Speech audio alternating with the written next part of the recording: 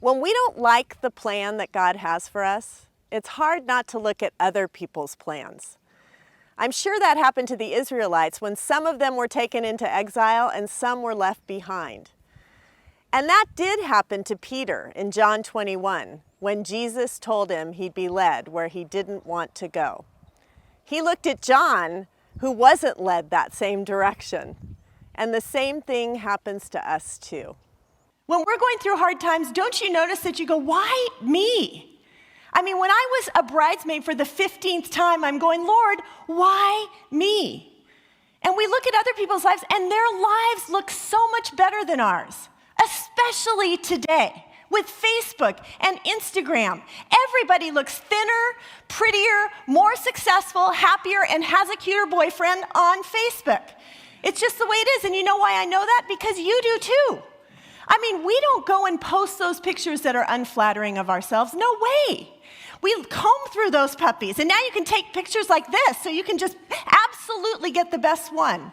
And then we look at these ideal versions of each other, and we compare them to the reality of our own lives, and we say, Lord, why me? And that's what Peter was doing in this passage. What about him, Lord?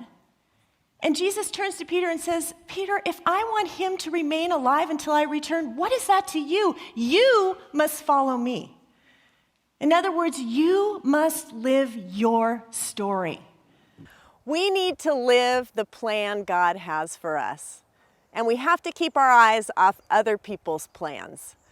And the crazy thing is, the more difficult and challenging our plan is, the more God may have in mind for our ministry. I want to tell you a couple of things about good stories. First of all, great stories are difficult stories. And the reason I know that is that's why we go to the movies. How boring would it be to go to the movies and watch someone live a normal life? Get married when they're supposed to, have their 2.5 children, live with the white picket fence. I mean, we would leave the theater. No, we go to the movies because we want to see a good story. We want to see someone overcome obstacles and make it. And you know what, you guys? We have a God of a good story.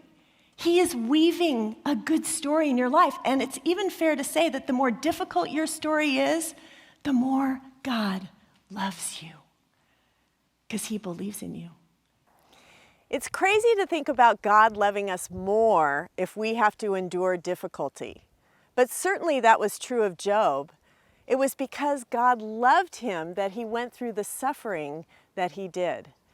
And that was true of the Israelites too. God was loving them by sending them into exile, even though it took 70 years. Great stories take time. Have you guys noticed that God's not really on our timeline? And I don't know about you, but I've noticed he doesn't usually do things faster than I would like him to. In fact, I have a little joke about this. I'm not really a joke gal, but I like this joke. A man was trying to outsmart God. And so he said, God, is it true that 1,000 years for you is like a second? And God said, yeah, that's true. Well, then, is it also true that $1,000 is like a penny? And God said, well, yeah, I guess that's true. And he goes, well, then, God, can I have a penny? And God said, sure, just a second. We cannot outsmart God. And the bottom line is, God is working on a timeline that is much longer and much bigger than ours.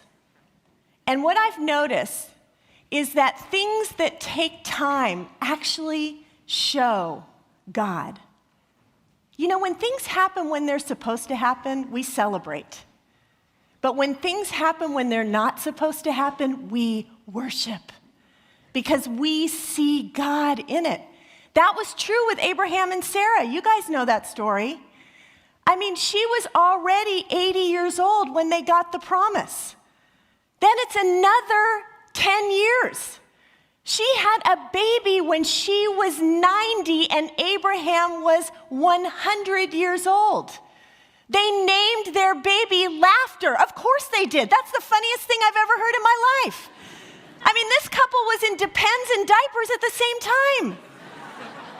But this story was a God story.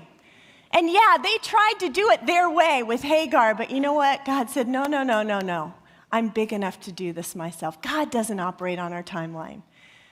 So God's ways are not our ways, and God's timing is not our timing. But in the end, God has a purpose for everything He does.